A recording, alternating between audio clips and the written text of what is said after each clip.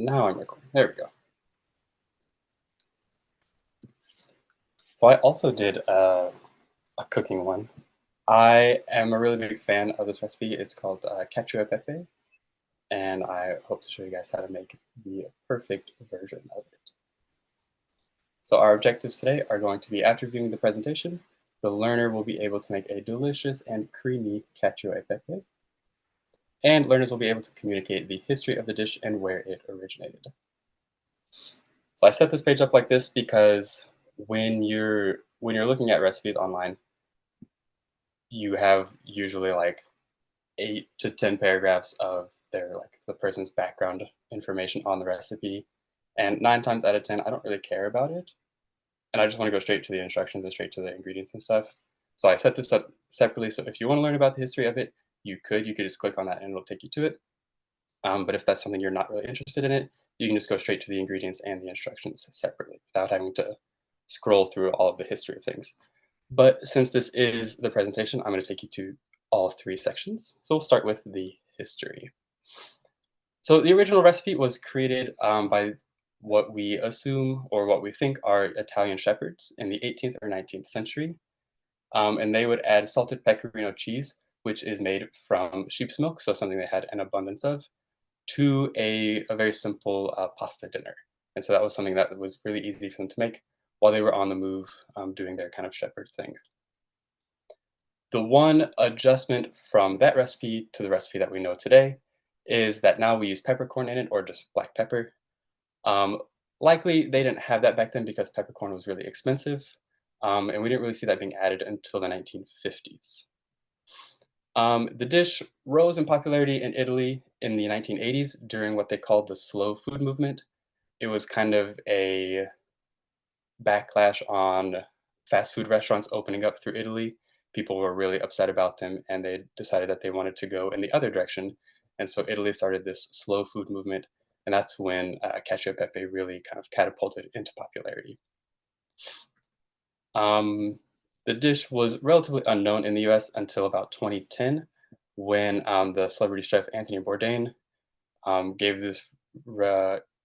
He had a TV episode where they went to Rome on his show No Reservations, and he ate this dish and he loved it, and it kind of took off from there in the US. And then our map here is kind of the region of Italy where it was found. So heading back to our navigation, the beauty of cacio e pepe is that it is super simple. It only has 3 ingredients: pepper, pecorino romano cheese, and spaghetti. So super simple to make. You don't need a whole lot of instructions. It is very, very simple food, but it is delicious. So for the instructions, here are the things you're going to prep. First thing you're going to do is bring a pot of salted water to a boil. And now I'm realizing I have the pictures backwards. The picture should be over here, but that's okay. Then you're going to grate your pecorino. And lastly, you're going to grind up your peppercorns in a mortar and pestle. Or if you just have a pepper grinder, that absolutely will work too. I usually use pepper grinder because it's faster. And then onto the actual recipe itself. So you're going to add your spaghetti to the water. You want the kind of thick spaghetti that's rough looking.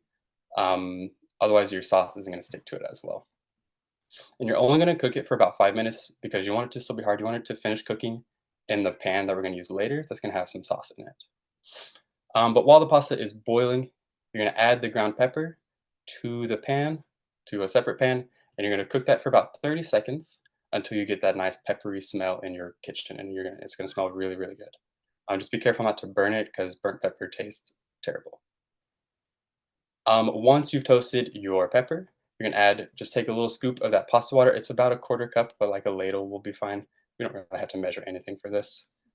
Um, then you're gonna add your pasta to the pan, making sure that you keep the pasta water from your pot because you're gonna need that starch later. After you add the pasta to the pan, you're gonna mix it around and you're gonna try and release as much of the starch from the pasta into the pan as possible. Then you'll take a small amount of water from the pot, combine it with your pecorino, so kind of just in a little separate bowl, combine it with your cheese until you get a paste.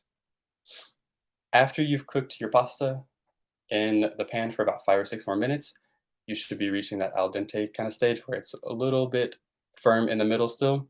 You're going to turn it off and you're done cooking. Let it cool down for a little bit. Otherwise, your cheese is gonna melt too quickly and it's gonna become really stringy.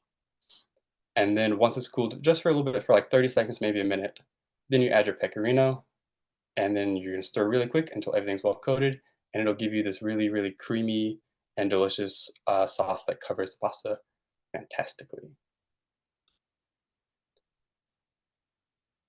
And then here are some of the references that I use in kind of sourcing this dish, just a few different websites that I have. All right. So any questions? Great job. That's actually one of my new favorite dishes. I just tried it, I think, last week at dinner. I was like, oh, this is really good. And then Yeah, it's amazing. coincidentally, I had that's it your presentation. on my honeymoon in Rome. We went to this restaurant and we were like, "Oh, Oh, wow. this is so good. It's amazing." And we actually ended up going back to that restaurant like 2 more times, and I got the cacio e pepe every time. Well, thank you, because now I know how to make it. Yeah, it's super easy. Well, I I'll tried attempt. making it when we came back, and I probably made it 20 times, and it only worked out maybe like twice.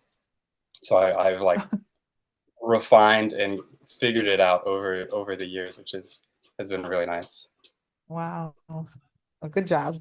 I really appreciated how you had the optional like history to it and stuff. Because I agree, when recipes have that, it can be a little. It can be not fun to have to go. Like I'm hungry. I just want to make the food. Yeah, So that's right. I want to eat. I'm hungry. I'm here for the recipe, not for your life story. All right. Yeah. Well, thank you both. I'm gonna stop recording now.